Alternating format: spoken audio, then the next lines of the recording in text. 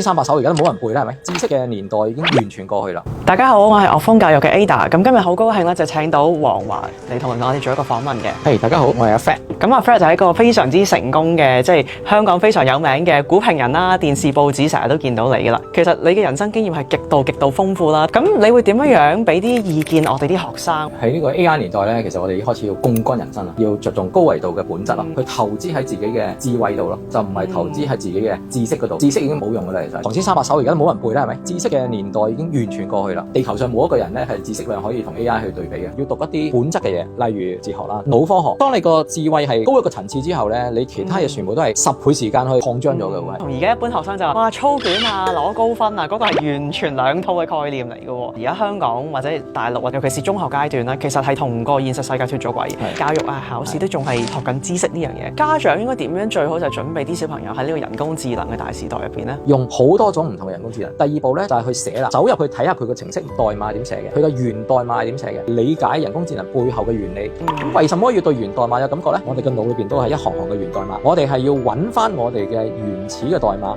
然後去修改我哋自己腦裏邊嘅代碼。當我哋修改成功嘅時候，我哋嘅 OS Operating System 就會被升級，好多嘢你都兼容到咯。Fred， 我又知道咧，你應該係轉咗幾次賽道嘅人，或者同我哋講下你嘅心路歷程啦。可能同 Elon Musk 講嘅第一性原理有啲似嘅。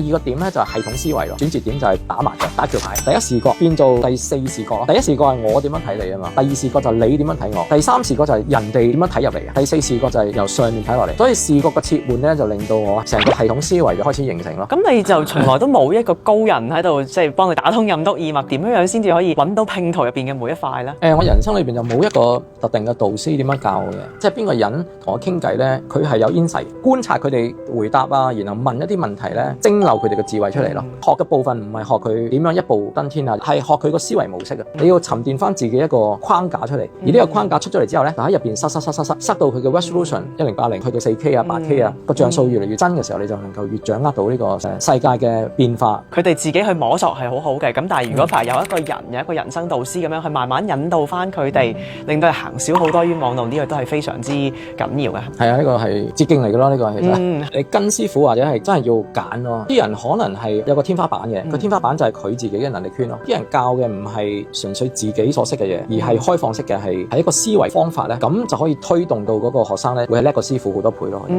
哇！呢樣嘢真係非常之深奧，同埋我諗即係亦都係需要以年計咁樣先至可以慢慢做得到啊，係咪啊？我覺得會呈現一個 S 型嘅一個情況。學校裏邊唔會教人追女仔噶嘛，唔會教你點樣識男仔噶嘛。我哋可以透過呢啲話題咧增加個樂趣噶嘛。咁其實就好快可以提升嘅。另一個轉捩點，呢個 degree of freedom 再增加咗咧，就會拉升嘅。撳都撳佢唔住啊，真係自己大爆發咁樣。自己大爆發，佢不停會學嘢噶啦，不停好 hungry， 好想學嘢，好想識啲叻人啊。賺錢就為咗識叻人。我好想我個仔可以咁樣啊！